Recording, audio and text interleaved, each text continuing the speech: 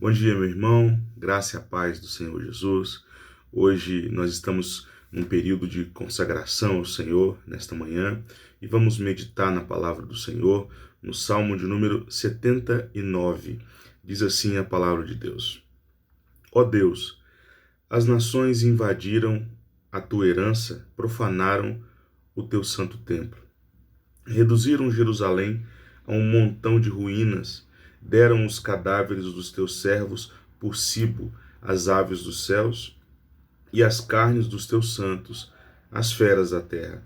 Derramaram como água o sangue deles ao redor de Jerusalém, e não houve quem lhes desse sepultura. Tornamo-nos opróbrio dos nossos vizinhos, o escárnio e a zombaria dos que nos rodeiam. Até quando, Senhor?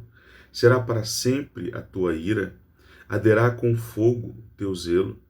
Derrama o teu furor sobre as nações que não te conhecem e sobre os reinos que não invocam o teu nome. Porque eles devoraram a Jacó e lhes assolaram as moradas. Não recordes contra nós as iniquidades dos nossos pais. Apresse-se ao nosso encontro as tuas misericórdias, pois estamos sobremodo abatidos. Assiste-nos, ó Deus e Salvador nosso, pela glória do teu nome. Livra-nos e perdoa-nos os pecados por amor do teu nome. Por que diriam as nações: onde está o seu Deus? Seja a nossa vista manifesta entre as nações a vingança do sangue que dos teus servos é derramado. Chegue à tua presença o gemido do cativo, consoante a grandeza do teu poder, preserva os sentenciados à morte. Retribui, Senhor, aos nossos vizinhos 7 vezes tanto o opróbrio que te vituperaram, quanto a nós, teu povo e ovelhas do teu pasto. Para sempre te daremos graças, de geração em geração proclamaremos os teus louvores. Esse é um salmo de Asaf, e é interessante que a gente tem muita dificuldade de datar esse salmo, porque Asaf escreve esse salmo, mas muito provavelmente esse também é um daqueles salmos proféticos, porque no tempo de Asaf ainda não havia ocorrido a destruição de Jerusalém, como ocorreu alguns séculos depois, e onde o povo de fato foi todo destruído. Mas a gente consegue rastrear algumas coisas. Primeiro, em Deuteronômio, capítulo 27, do 26 até o 28, é dito que Deus coloca diante do povo a bênção e a maldição. E através de Moisés, Deus diz ao povo que se eles não fossem obedientes à aliança, se eles não seguissem de fato os mandamentos e estatutos do Senhor, eles seriam destruídos, eles seriam disciplinados de forma dura e muitos deles seriam mortos por desobedecerem a Deus. Neste salmo aqui, nós percebemos que o povo está debaixo de destruição, debaixo de castigo do Senhor. E eles então clamam a Deus, dizendo: Senhor, tem misericórdia de nós. Os nossos inimigos estão zombando de nós estamos morrendo, nós estamos sendo destruídos cotidianamente, nossos parentes foram jogados nas ruas, cadáveres jogados nas ruas, e nós estamos falecendo. A pergunta é: por que que isso aconteceu? Por que que Deus deixou isso acontecer? Quando nós olhamos para a história de Israel, a gente percebe que Deus deixou isso acontecer por causa da idolatria, da falta de zelo, de comprometimento, de santidade do povo. E Deus, de fato, cumpriu a sua palavra e disciplinou o seu povo. E esse salmo é um salmo, então, onde o povo clama a Deus por misericórdia, mas não apenas por misericórdia, eles clamam por misericórdia e eles falam: Senhor, faça com os nossos inimigos 7 vezes mais do que o Senhor fez conosco.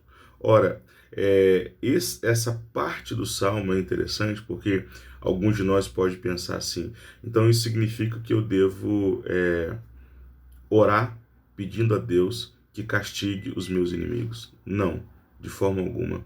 O salmo mostra primeiro um contexto cultural diferente do nosso.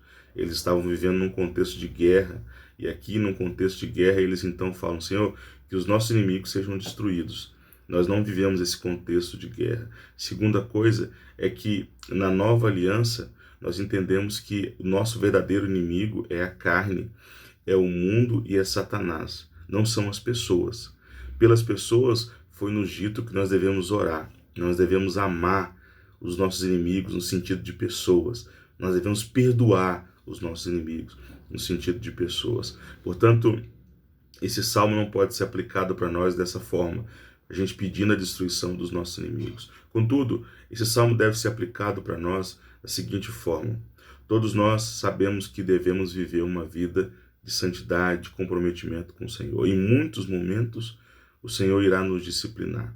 Hebreus capítulo 12, diz a palavra do Senhor que Deus disciplina quem Ele ama. Portanto, quando nós estivermos debaixo da disciplina do Senhor, devemos saber que isso é para o nosso bem. Nós estamos vivendo um momento difícil no mundo e poucas pessoas pensam que esse momento também pode ser um momento de disciplina do Senhor. Vejamos o caso da igreja. Durante muito tempo nós tivemos liberdade de culto, liberdade de acesso à igreja, de ir e vir, e muitas pessoas tratando o culto do Senhor de forma relaxada. Muitas pessoas tratando a leitura bíblica, a oração, o ser de fato cristão de forma relaxada. Nós estamos vivendo agora em tempos onde não é possível fazer isso. E para muitas pessoas isso é uma coisa que machuca o coração, que dói muito. Nós ansiamos, muitos de nós estamos ansiando pela ceia do Senhor com os irmãos, pela comunhão com os irmãos, mas estamos impedidos disso temporariamente.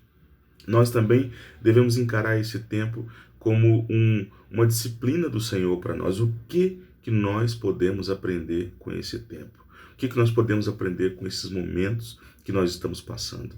E devemos nos colocar diante do Senhor, pedir perdão ao Senhor, confessar os nossos pecados. Nessa manhã também que nós estamos em oração e jejum, é tempo de quebrantamento, é tempo de examine o homem a si mesmo. Ou seja, é tempo de exame interior, é tempo de pegar a luz da palavra de Deus e colocar dentro do seu interior para que ela possa prescrutar, para que ela possa olhar, esquadrinhar todos os cantos da sua alma e ver se há em ti algum caminho mau e pedir ao Senhor que o transforme, que te perdoe. Vamos orar por isso também.